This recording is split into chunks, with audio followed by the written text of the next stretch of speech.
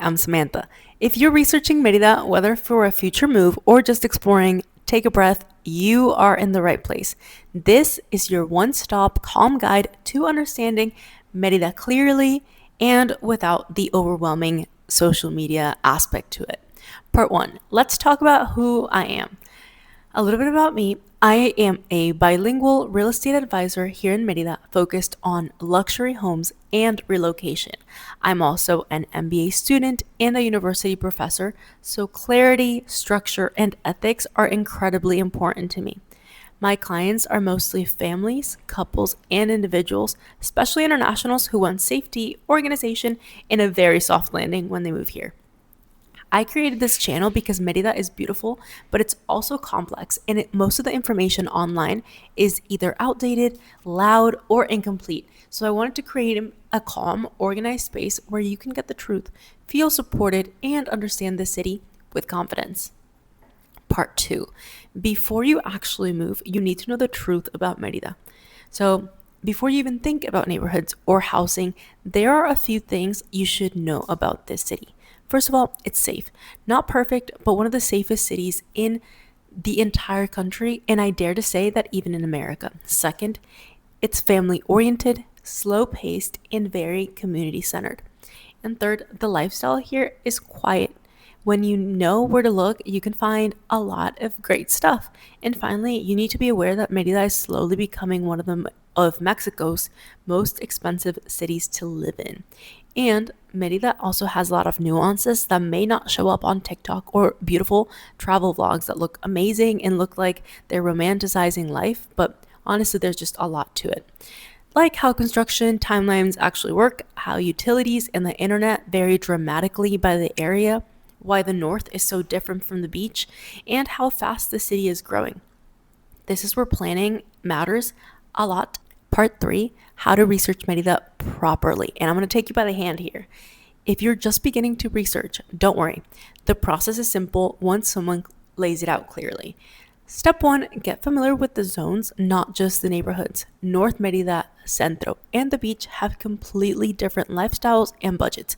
Most of the families I work with always choose the north.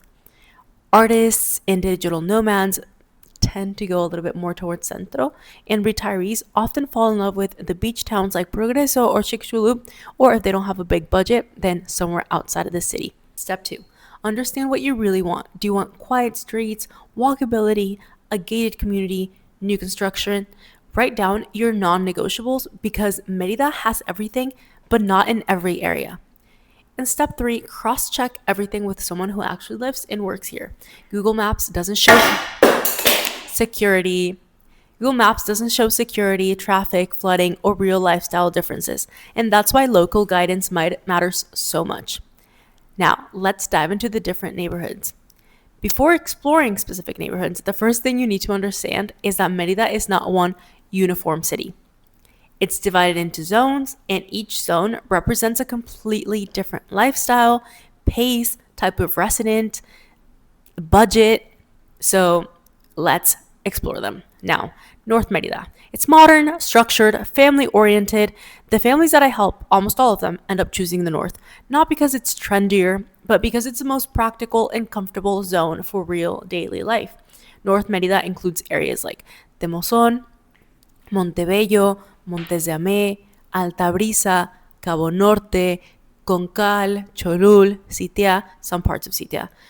And why these families actually choose the North is because they have the best bilingual and private schools, best hospitals and clinics, safest, quietest, most predictable areas, modern gated communities, reliable infrastructure, so water pressure, internet, electric stability, easy access to supermarkets, banks, restaurants, gyms, communities with parks, lakes, bike paths, layout that match what international families expect, and honestly, what we expect as well.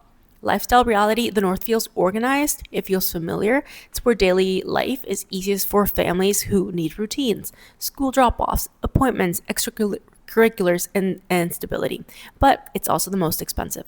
Now, for Centro, it's historic, walkable, slower pace, and it attracts a completely different kind of person. Usually artists, digital nomads, semi-retired couples, or anyone who honestly is not tied to school schedules.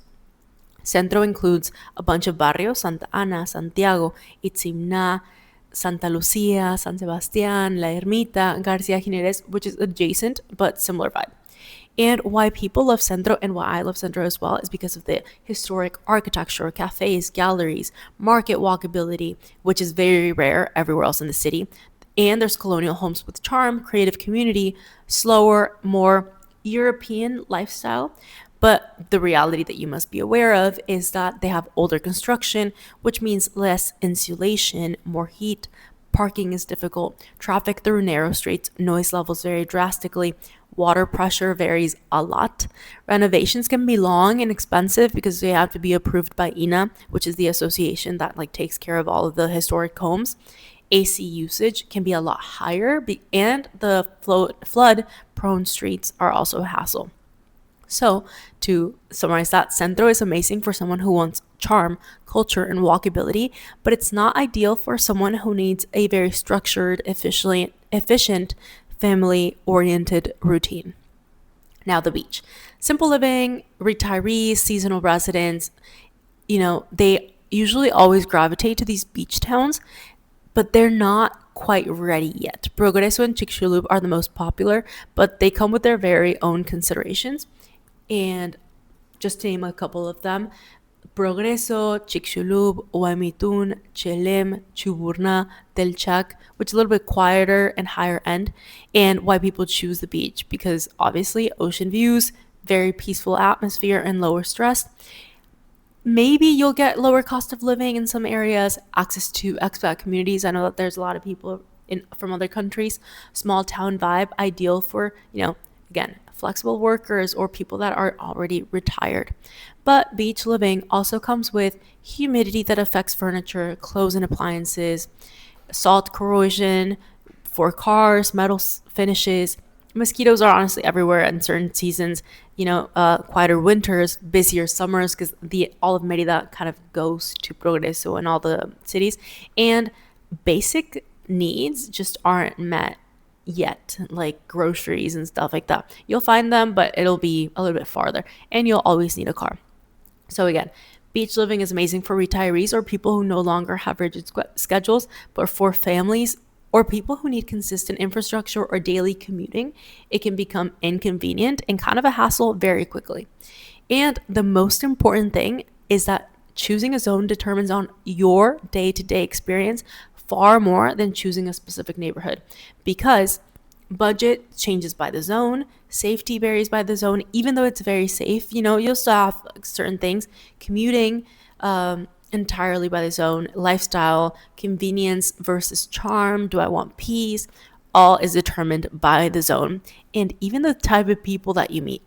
So before picking a house, you need to pick a lifestyle. And in Mérida, lifestyle, again, is defined by zone, not just the neighborhood. Now let's talk budget. What $1,000 to $3,000 actually gets you in Mérida. And I really want to talk honestly about the budget, because this is where most people are shocked. Mérida is one of the most expensive cities in Mexico right now. The market is hot, demand is high, and inventory moves very quickly. Whether this changes in the next couple of years, I don't know. We can only try and predict. But if you've heard that Mérida is cheap, it really depends on what you're expecting. Between $1,000 and $1,800, the realistic version in this range, you can absolutely find something safe, comfortable, and modern, but it will usually be a smaller house in an emerging area, a townhouse style property, kind of like a compact 2-story, sometimes semi-furnished, but it's usually like leftover furniture. I have had a very hard time seeing homes with good furniture. And in an emerging area, not a huge backyard, not always with amenities, sometimes not gated, sometimes gated, and not huge luxury finishes. Still great, just not the big Instagram villa people imagine they'll get by coming here, because they kind of base it off of the things that are available on Airbnb for 1 or 3 days and kind of assume what the next month's rent would look like, right?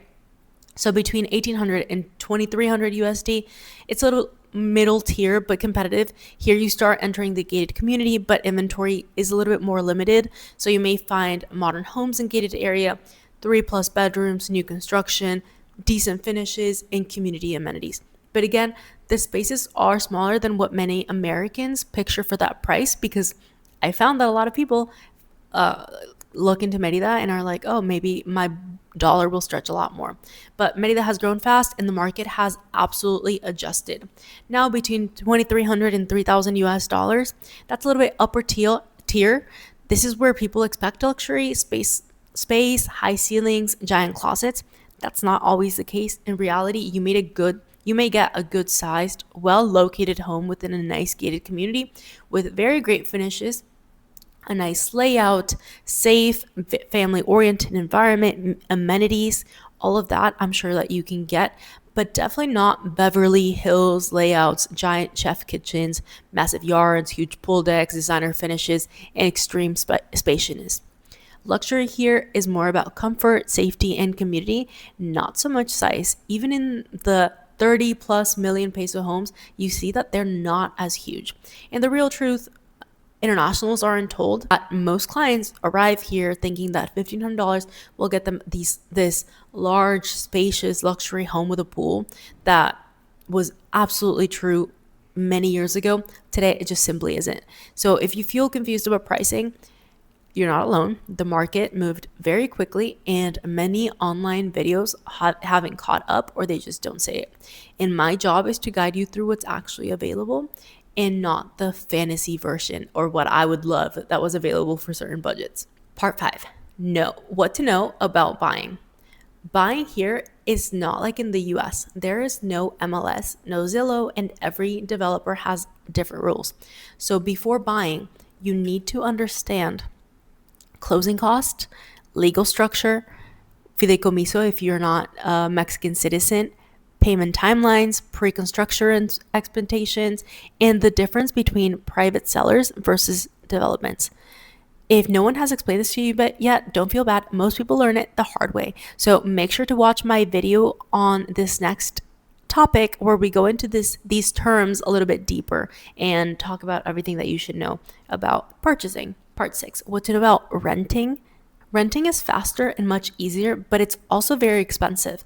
Some owners want long-term leases. Like myself, I only handle long-term leases, and others prefer furnished, not furnished. Some want deposit in cash, some don't want pets.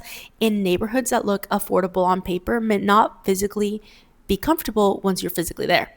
And what I see a lot of the times is that people come here expecting for one big company to manage a lot of rental properties, and that's not how it works. It's like if I purchase a home and in a condo, and I have a bunch of neighborhoods, and each of them individually put them to rent. So anyway, every single day you'll find videos here about the real lifestyle in Mérida, neighborhood deep dives, cost of living, more things about buying versus renting, safety, schools, hospitals, infrastructures, luxury communities, beach towns, and client stories. I really want you to hear from the people that are just like you, trying to move to a better place and see what they have been through. And my goal for this page is very simple. I want to create a calm, safe, organized space for you to transition the best way possible into your new life here in Mérida. If you want support with your move, you can download my free relocation guide below. It's the exact framework that I use with all of my clients. And if you'd like personal guidance, you can book a conversation with me. Please make sure to like, subscribe, and follow all my videos so that you can find everything out about Mérida. My goal here is to guide you in the most educational way possible. So welcome to my channel. I'm so glad you're here. Bye.